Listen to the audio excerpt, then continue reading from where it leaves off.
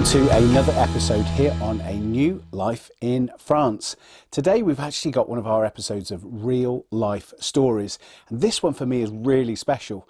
Actually in the UK, just about to talk to somebody just over here, and we're actually going to be starting the journey with someone. You may have seen on socials a few weeks ago, we were at the property show, the French property show in Cheltenham.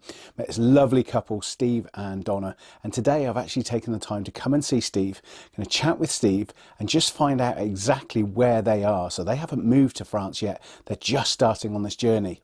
So without further ado, let me introduce Steve. Hi Phil, it's good to see you again, mate. I'm really sorry that Donna can't be here for this video, but unfortunately she's just recently had an operation and she's a little bit under the weather, but she has promised that she'll be here for the next one. So apparently I can speak on her behalf. Steve, I mean, it's great to see you again. Obviously, we're met in Cheltenham, met you and your lovely wife Donna, and we had a chat about you on your journey. You were looking at properties, trying to get all that information. I mean, tell me and probably tell our viewers a little bit more about you, where you are in the UK. You know, just tell us a little bit more. So at the moment we live in a little tiny hamlet called Fordgate, which is in Somerset. It's in the southwest of the UK. It's a beautiful part of the country. We live in the countryside.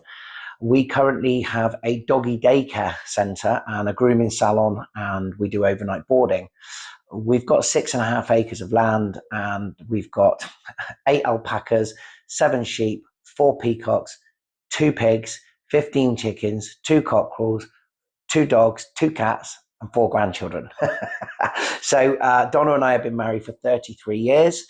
We've got 2 beautiful daughters, and as I say, 4 grandkids. It's a beautiful part of the world where we live, and we're very, very lucky. We're very blessed to live in the countryside, and we've built up a very successful business, which we're very proud of. But there's something missing, Phil. There's something missing. When did the sort of thought of move to France? When did that happen? So a couple of years ago, Donna and I thought about moving to Canada. We've got some friends over in Canada. Well, we have now. We've developed friendships over the years. We've been to Canada probably, I've lost count, but over the last 10 years, we've been there lots and lots of times. And we fell in love with Canada, the open space, the mountains, all the lakes. It's just a beautiful way of life. But the more we looked into it, Phil, we just realized that financially, family-wise, it just wasn't going to work for us, mate. It's too far away. So Donna and I had a conversation. We wanted to move abroad.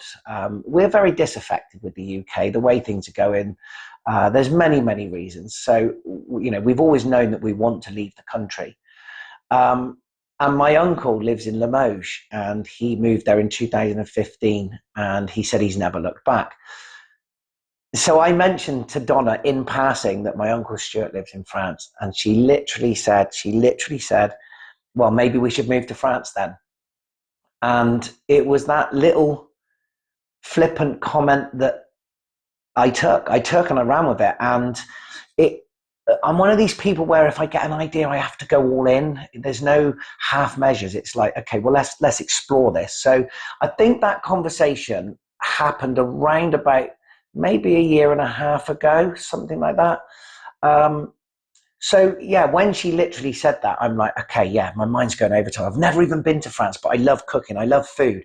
I've seen the French way of life on the telly and stuff. I watch all the other, the relocation programs and stuff, and the chateau renovation programs. And I thought, let's have a go with this. So so I'm going to say about a year and a half ago, it kind of Donna lit the fuse paper, basically.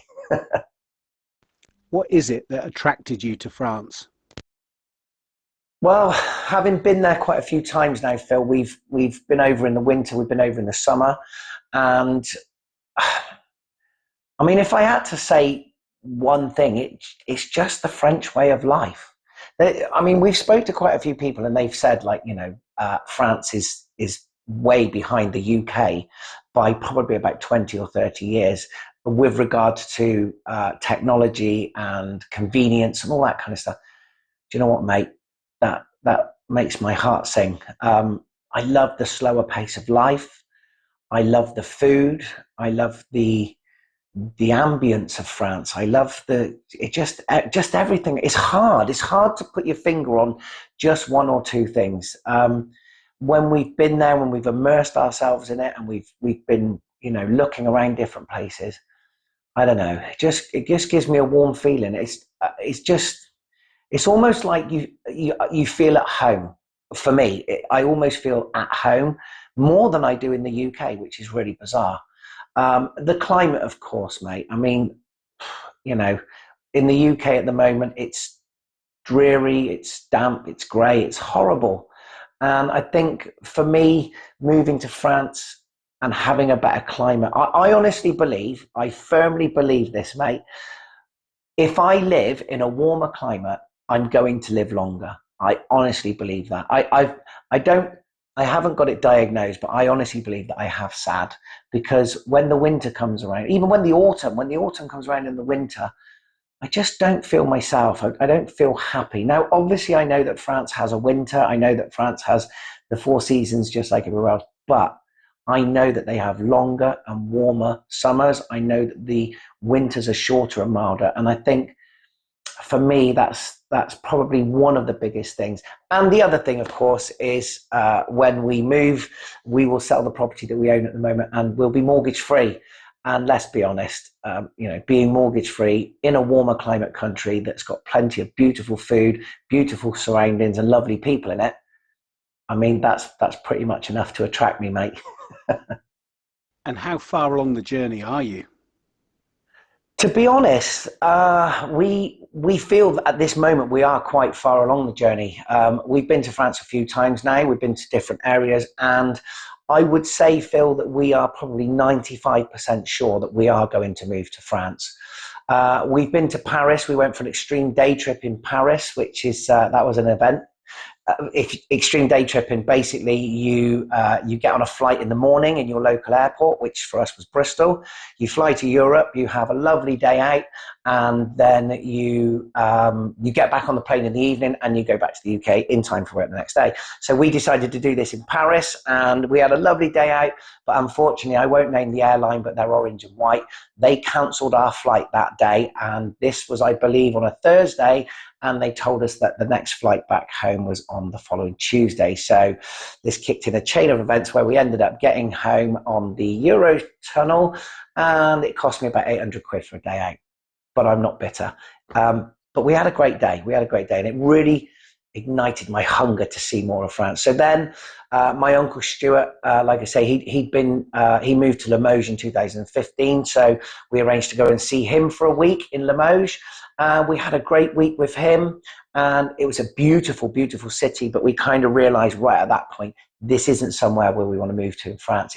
The climate's not right for us. It's a little bit quiet, and where he lives was a bit too far out for us. So then we started exploring a little bit more. And after talking to Stuart and a couple of other people, we kind of came up with the idea that we wanted to be more southwest. So then we decided to book a 2-week holiday, and we were going to spend a week in Toulouse, in and around Toulouse, and then we were going to spend the next week down in Carcassonne.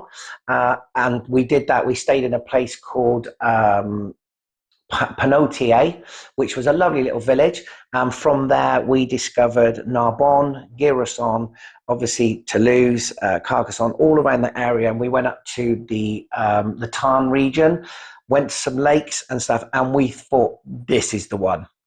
This is the place. It was stunning. It was beautiful, and the climate was amazing. So that was probably the tick in the box.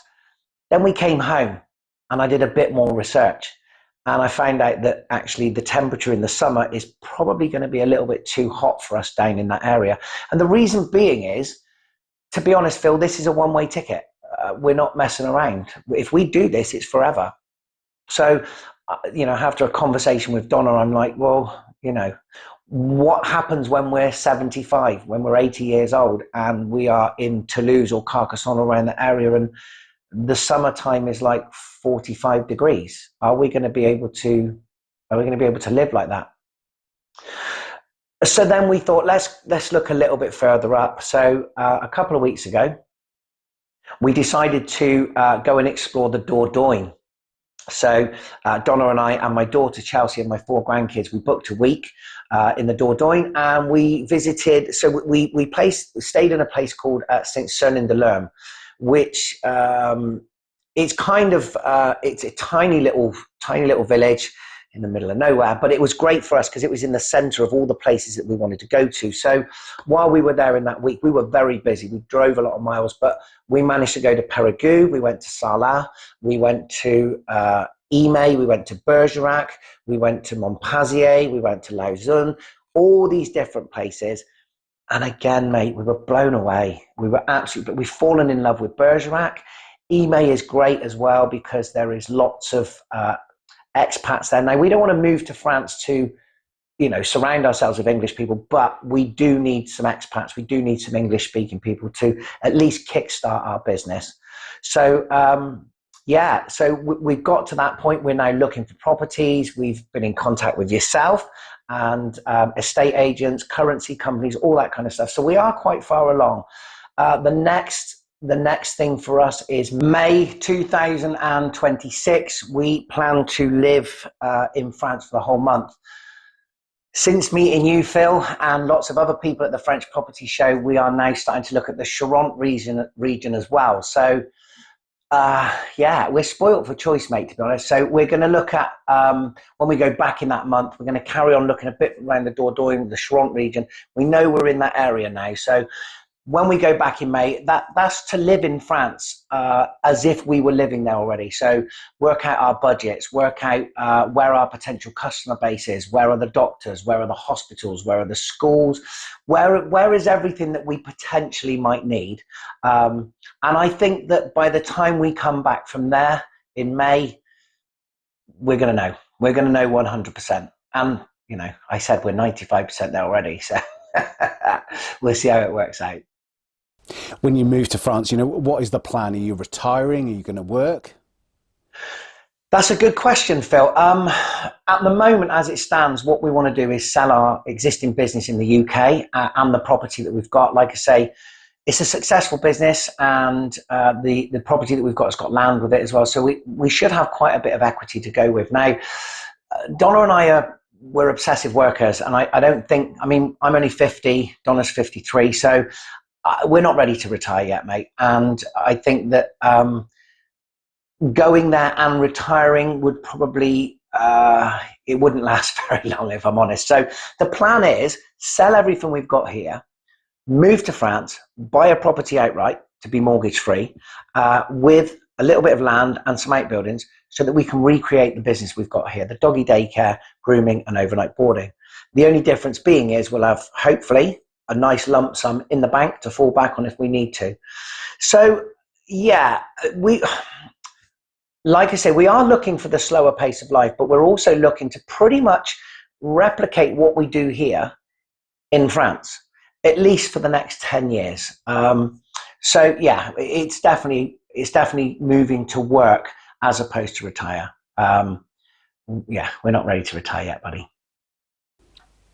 What are some of the challenges that you see ahead on starting or taking this journey?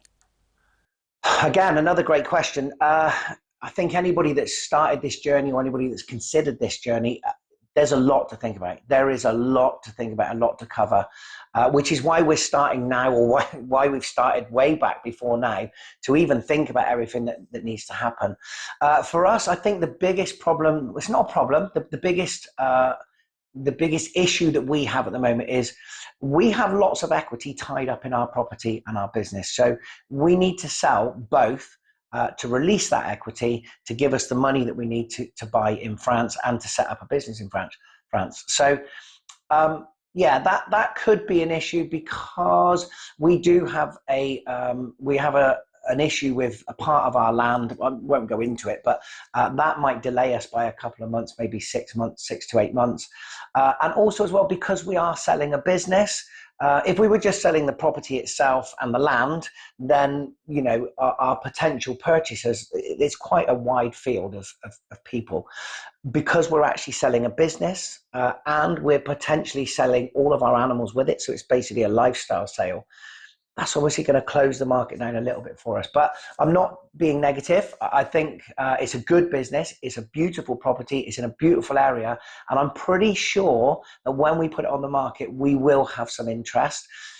It's just, we've just got to wait and see. We've got to do this, we've got to do the issue with the land first of all, and then we can put it on the market, and then we can see how it goes. Then of course we've got the visas, we've got setting up our health, insurance, driving licenses, all these kind of things. But again, this is why we went to the French property show, because we wanted to get the right information from the right people at the right time, and we've already followed up on a lot of those. So although I can see that there probably is, well, there is a lot to do and there is a lot of challenges, I think if we surround ourselves with the right people, with the right advice, and we do it step by step, I think we can overcome those challenges. And I think that, I think, like I say, as long as we plan it and we take it step by step, I think we'll be okay, mate. In terms of sort of areas, have you shortlisted any areas? So like we touched on earlier, we've been to the Aude region. We've been to Toulouse, Carcassonne, Narbonne, Gira-son, all around that area. Beautiful, lovely area. We've been to the Dordogne, so we've been to Sarlat, Périgueux. I'm probably pronouncing some of these wrong, mate, but we've been over to Bergerac, to Imay, Lausanne, Montpazier. Lots of places. Oh, Béziers as well. We went to Béziers. And of course, we've been to Limoges, and we've been to Paris. So we've narrowed it down, mate. It's definitely the Dordogne area. Too far southwest is going to be a bit too hot for us, so it's around that area. And as I mentioned, having spoken to the lovely Dunia, who is the estate agent we're working with, we're now looking at the Charente region as well. And I know you're a big advocate of the Charente, so we kind of narrowed it down to those areas at the moment. The climate, the pace of life, the people, the markets, man, the markets. I love the markets. When we went to the Dordogne a couple of weeks ago, I literally planned my day trips around the markets because I'm fascinated with them. And I think in the UK, it's such a shame that we don't have the fresh markets lifestyle that you do. Obviously, I know they've got the supermarkets, but it's all about these markets for me. It's quite sad, but I love them. I absolutely love it. And so, I think definitely the Dordogne or the Charente. I would say the southern edge of the Charente. I think that's probably where we're going to hone in on, and that's where we're going to look at. Of course, I know that we've got changes in the flights to Bergerac and to Bordeaux and to Limoges. There's lots of stuff going on with the different airlines at the moment. So I don't want to say that's a big factor, but ultimately, we do want it to make it a little bit accessible for family to come and see us. So that's something we're going to keep an eye on as well at the moment. I mean, probably the obvious question is what's next? So again, as I mentioned, we are planning to move to France in 2026 in May, for the whole of May. There's a lot to do before even we go then, because again, we need to figure out exactly where we're honing it down again. So it's all about planning. When I was in the army, Phil, there's a saying: failing to plan is planning to fail. So I'm one of these stickler people. I want it to go right, and I'm always thinking a couple of steps ahead. So at the moment, given all the information we've got, I'm constantly researching. I'm constantly looking at the properties for sale. I'm looking at the potential. I'm looking at the areas with regards to the business. Are we going to have business there? And what happens if we don't? What happens if we go to an area and the business doesn't work? Are we able to earn money in different ways? Because Donna and I are quite multi-skilled, and we do have lots of avenues for making money. So all these things, it's all about this planning. But I have to say, mate, the more planning we do, the more excited we get. I cannot wait to get on that plane on the 1st of May next year and get over there again and really immerse myself. Because again, I told you, mate, this is a one-way ticket for us. There's no coming back. So it's got to work. It's got to work. So what's next is the planning, the research, and the enthusiasm, building that momentum. I mean, Steve, that's just been brilliant. Just to share that, with me and with the audience, and again, just to be able to catch up with you both has been brilliant.